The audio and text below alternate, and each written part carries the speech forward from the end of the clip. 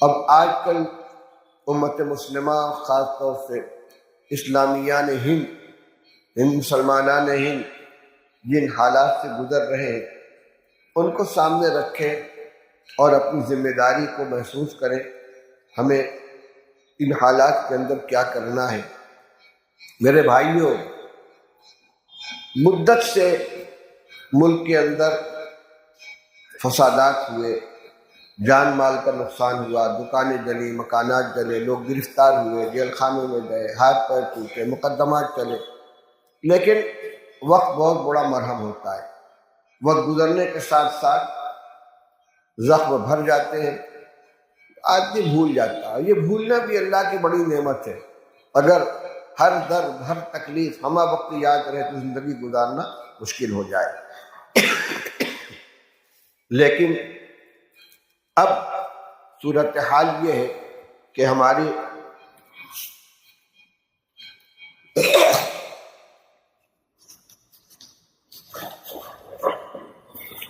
صرف جان اور مال کا مسئلہ نہیں ہے، اب براہ راست ہمارے ایمان پہ حملہ ہو رہا ہے، ایمان پہ ڈاکہ ڈالا جا رہا ہے، چھینا جا رہا ہے، تباہ کیا جا رہا ہے۔ اور یہ مفروضہ نہیں ہے، ہزاروں کی تعداد میں مسلمان بچیاں ایمان سے ہاتھ دھو کر غیر مسلم نوجوانوں کے ساتھ اپنا رشتہ استوار کر چکی ہے، کچھ شادی کے نام پر، کچھ ویسے ہی بغیر شادی کے، یا تو ان کا مذہب قبول کر کے یا بظاہر اپنے کو مسلمان باقی رکھتے ہوئے۔ یہ صورتحال رک نہیں رہی اور کوئی علاقہ اس سے محفوظ نہیں ہے۔ بڑے اچھے اچھے گھرانوں کے اندر، دیندار گھرانوں میں، بلکہ یہاں تک معلوم ہوا مغربی یو پی میں ایسے خاندان میں اور ایسے علاقے میں جہاں علماء کی کثرت ہے، وہاں کی کئی بچیاں غیروں کے ساتھ چلی گئی۔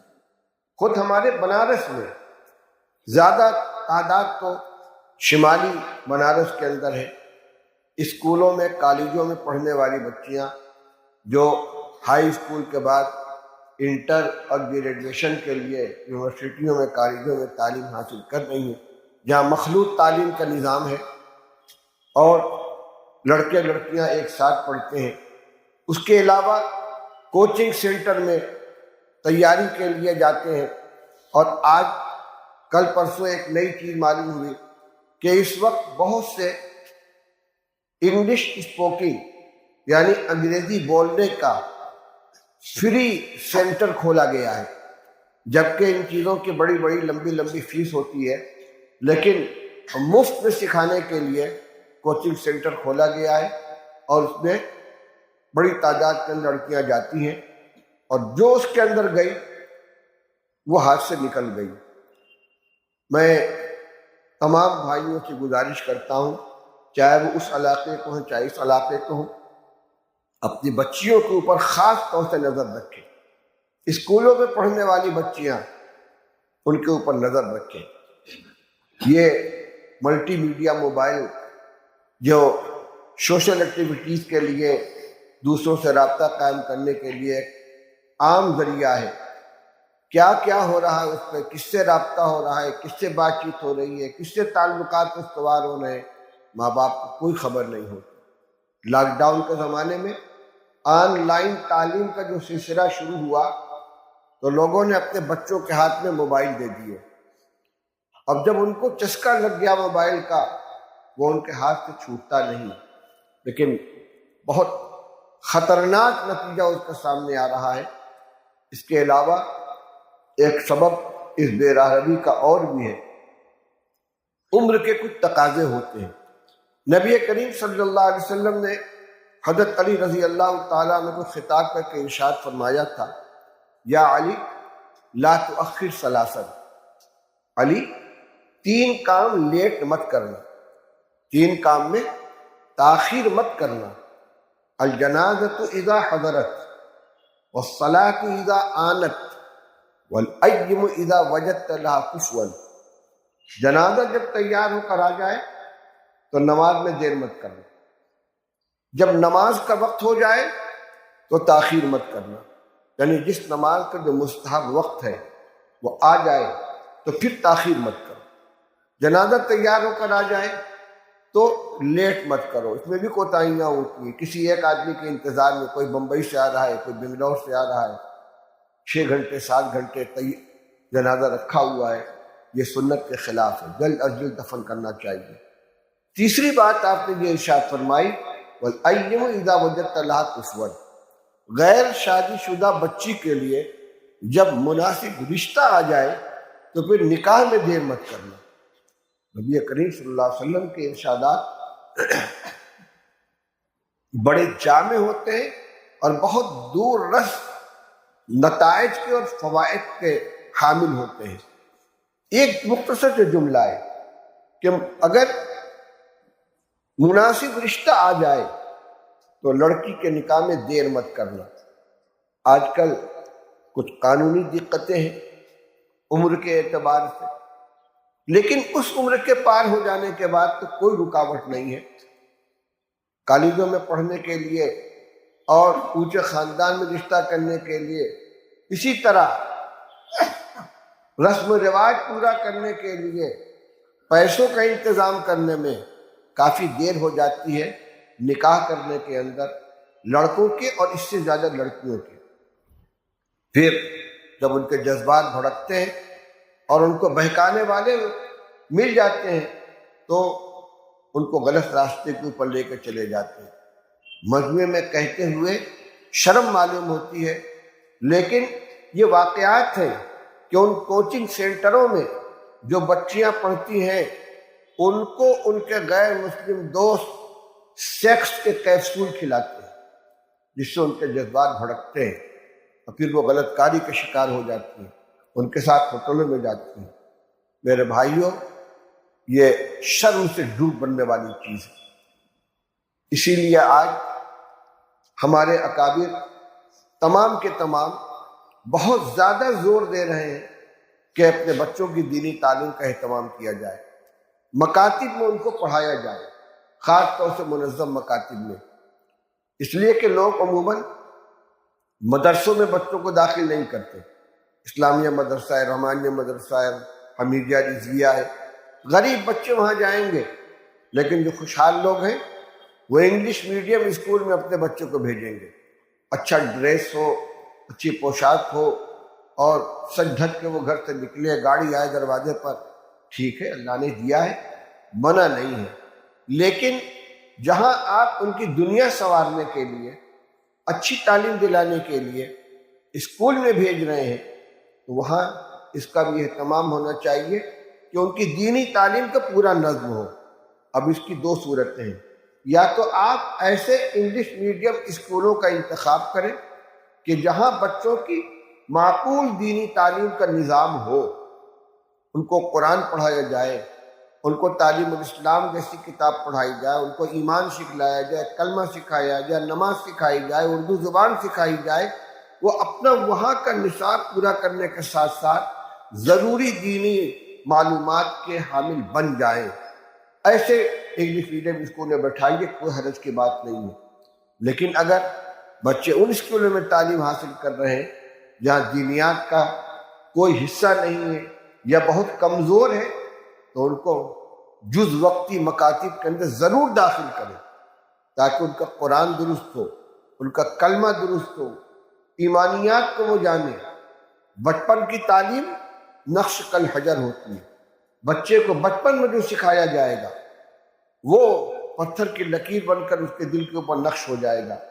اس لیے مکتبی تعلیم کا بہت زیادہ اہتمام ہونا چاہیے، اور جہاں جہاں مکاتب نہ ہو وہاں مکاتب قائم کیے جائیں۔ بچیاں جو اسکول میں جا چکی ہیں، اگر ان کا ابتدا میں دینی تعلیم کا کوئی انتظام نہیں کیا گیا ہے تو ماں باپ کی ذمہ داری ہے کہ گھر کے اندر ٹیوشن پڑھانے والی معلمات کو رکھ کر ان کو قرآن پڑھائیں، ان کو دینیات پڑھائیں، اور سب سے زیادہ ضرورت اس بات کی ہے کہ ان کی نگرانی کی جائے، ان کے موبائل کو چیک کیا جائے، اس کے میموری کو دیکھا جائے، ان کے فون کی آمد و رفت کہاں ہو رہی ہے، ان کے میسج کو دیکھا جائے تاکہ پتہ چلے کہ ان کے تعلقات کن سے ہیں، کہاں آنا جانا ہے۔ اگر اسکول ہی بھی جا رہی ہیں تو سرپرست ساتھ میں جائیں اور ساتھ میں لے کر آئیں۔ اور صحیح بات یہ ہے کہ ہمارے بڑوں کے یہاں جو نظام تھا کہ بچیوں کو اتنی تعلیم دلائی جائے کہ وہ گھر گرہستی کو سنبھال سکیں، اردو دے جان لیں، تھوڑی سی ہندی، تھوڑی سی انگریزی، کچھ حساب کتاب، جو ہمارے اپنے انتظام کے جو مدارس ہیں، اپنے اسکول ہیں، 8 تک، زیادہ سے زیادہ 10 تک تعلیم کے بعد بھی ضرورت پوری ہو جاتی ہے۔ شاذ و نادر وہ بچیاں ہوں گی کہ جو اعلیٰ تعلیم حاصل کرنے کے بعد کہیں ملازمت کریں۔ اگر ان کی ملازمت اپنے کسی اسکول میں ہے کہاں تک تو ٹھیک ہے، لیکن وہ کسی سرکاری دفتر میں نہیں جائیں گی، وہ پولیس محکمے میں نہیں جائیں گی، آفس کے اندر نہیں جائیں گی، تو پھر یہ گریجویشن کی کیا ضرورت ہے؟ اس لیے ایمان کی حفاظت، اخلاق اور معاملات کی حفاظت ان کی اعلیٰ تعلیم سے زیادہ اہم ہے۔ اسی لیے بعض بڑوں کی زبان سے یہ جملہ نکلا کہ ایسی تعلیم سے تو جاہل رہنا بہتر ہے۔ ایک مسئلہ یہ کہنے کا ہے، دوسرا ایک فتنہ اس وقت میں شکیل بن حنیف کے نام سے چل رہا ہے۔ شکیل بن حنیف نام کا ایک شخص جو بہار میں پیدا ہوا، اور اس نے دعویٰ کیا پہلے کہ میں مہدی علیہ السلام ہوں، اور پھر یہ دعویٰ کیا کہ میں عیسیٰ علیہ السلام ہوں، اور دھیرے دھیرے اس کے ماننے والے پیدا ہونے لگے، اور بڑی تیزی کے ساتھ ان کی تعداد میں اضافہ ہو رہا ہے۔ بنارس میں بھی اس کے ماننے والے آ چکے ہیں، اسکولوں میں، یونیورسٹیوں میں، جامعہ ملیہ میں، جواہر لال نہرو یونیورسٹی میں، ہمدرد یونیورسٹی میں، ان جیسی یونیورسٹیوں کے اندر ایک دو تعلیم متاثر ہو کر آہستہ آہستہ دوسروں کو متاثر کرتے ہیں۔ اس کے علاوہ مسجدوں میں نمازیوں کی شکل میں آ کر کانا پھوسی کرتے ہیں اور دوسروں کو اپنا ہمنوا بنا لیتے ہیں۔ وہ شکیل بن حنیف کے مہدی اور عیسیٰ ہونے پر ایمان لے آتے ہیں۔ میں نے ابھی رمضان المبارک میں ایک پیغام عام کیا تھا کہ مساجد کے ائمہ اور متولیان توجہ فرمائیں۔ معلوم جو ہوا ہے کہ شکیلی اعتکاف کے نام پر مسجدوں میں جا کر قیام کرتے ہیں اور نمازیوں کو بہکاتے ہیں۔ اس کے بعد کئی جگہ سے یہ اطلاعات آئی ہیں، اور بعض لوگوں نے ویڈیو بنا کر موبائل کے اوپر وائرل کیا ہے۔ آدمی پکڑے گئے ہیں، بڑی لمبی لمبی داڑھی، کرتا ٹوپی، دیندار کی شکل، اور وہ معلوم ہوا کہ کئی سال کی مسجد میں یہاں اعتکاف کر رہے ہیں، ایک اہل حدیث کی مسجد میں، ایک ہم لوگوں کی مسجد میں، اور ان سے مائک کے سامنے ان سے اقرار کرایا گیا۔ وہ کہتے ہیں صاف صاف کہ میں شکیل بن حنیف صاحب کو عیسیٰ بھی مانتا ہوں، مہدی بھی مانتا ہوں۔ عجیب بات ہے، عیسیٰ علیہ السلام مریم علیہ السلام کے بیٹے کب کے پیدا ہوئے، آسمان کو اٹھا لیے گئے۔ حضرت مہدی کے بارے میں رسول اللہ صلی اللہ علیہ وسلم نے فرمایا ہے کہ ان کا نام محمد ہوگا، ان کے والد کا نام عبداللہ ہوگا، وہ میری اولاد میں سے ہوں گے۔ حضرت علی رضی اللہ تعالیٰ نے فرمایا کہ میرا یہ بیٹا حسن یہ سردار ہے، اور اس کے نسل سے ایک شخص پیدا ہوگا جس کا نام رسول اللہ صلی اللہ علیہ وسلم کے نام کے مطابق ہوگا، باپ کا نام آپ کے باپ کے نام کے مطابق ہوگا، یعنی وہ مہدی علیہ السلام ہوں گے۔ ایک زمانہ ہوگا جس میں حضرت مہدی بھی آئیں گے، حضرت عیسیٰ علیہ السلام آسمان سے نازل ہوں گے۔ اسی زمانے میں دجال کا خروج ہوگا، اسے قتل کیا جائے گا۔ ساری نشانی علامتیں موجود ہیں۔ یہ سمجھ میں نہیں آتا ماننے والوں کو کہ شکیل بن حنیف دربھنگہ میں پیدا ہونے والا وہ عیسیٰ ابن مریم کیسے ہو گیا، اور شکیل بن حنیف محمد ابن عبداللہ جو حضرت رسول اللہ صلی اللہ علیہ وسلم کے اولاد میں سے ہوں گے وہ کیسے ہو گیا۔ اس کے علاوہ جو علامات بیان کی گئی ہیں، روایت سے معلوم ہوتا ہے کہ ایک خلیفہ کا انتقال ہوگا، لوگ دوسرے خلیفہ کے انتخاب کے سلسلے میں پریشان ہوں گے۔ اتنے میں حضرت مہدی مدینہ سے مکہ کے لیے نکلیں گے، لوگ ان کو جا کر پکڑ لیں گے اور ان کو جو بھاگنا چاہیں گے اس ذمہ داری کو قبول نہیں کرنا چاہیں گے، لیکن لوگ ان کو لے کر مکہ مکرمہ جائیں گے اور مقام ابراہیم اور حجر اسود کے درمیان ان کے ہاتھ پہ خلافت کی بیعت کی جائے گی۔ وہ خود نہیں کہیں گے کہ میں مہدی ہوں،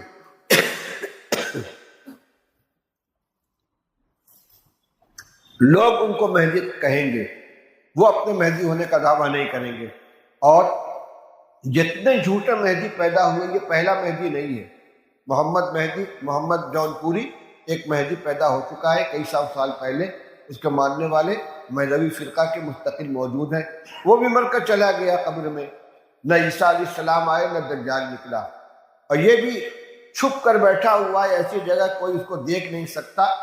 جب کوئی اس کے اوپر ایمان لاتا ہے تو کئی مرحلوں سے گزرنے کے بعد خفیہ طور سے لے جا کے اس کے ہاتھ پہ بیعت کرائی جاتی ہے۔ ان ساری کھلی حقیقتوں کے باوجود جن کے جو بہکے ہوئے لوگ ہیں اس پر ایمان لا رہے ہیں، وہ ہمارے ہی جیسی شکل صورت والے لوگ ہوتے ہیں۔ اس لیے یہ مجمع عام میں یہ بات اس لیے کہہ رہا ہوں کہ خدا نہ خواستہ کوئی ایسا شخص اس طرح کی باتیں کرتا ہوا ملے تو ذمہ دار لوگوں کے پاس، علماء کرام کے پاس اس کو لے کر جائیں اور اپنے گھر والوں کو، اپنے بچوں کو، اپنی بچیوں کو ان سے بچائیں۔ ان کی عورتیں گھروں کے اندر جا کر عورتوں میں تبلیغ کر رہی ہیں، ان کے طلبہ اسکولوں کالجوں میں تبلیغ کر رہے ہیں، ان کے نمازی مسجدوں میں تبلیغ کر رہے ہیں۔